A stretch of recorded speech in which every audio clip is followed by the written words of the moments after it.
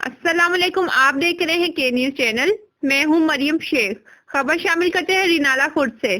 ہمارے نمائندے عمران خوشی کی رپورٹ کے مطابق نجی میرج ہال میں نمبردار کنونشن کا انعقاد کیا گیا.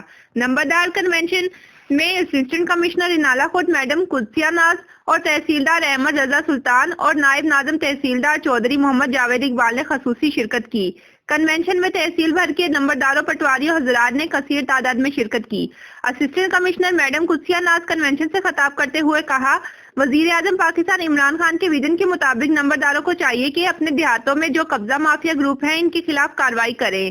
اسسٹنٹ کمشنر آفس میں اطلاع دی اور قبضہ مافیا کے خلاف بلا تفریق کارروائی کی جائے اور نمبرداری نظام کو فعال بنانے کے لیے محکمہ کے ساتھ مکمل تعاون کیا جائے. احمد رضا سلطان تحصیلدار نے خطاب کرتے ہوئے کہا، نمبرداروں کو چاہیے عوام کی داد رسی کرے.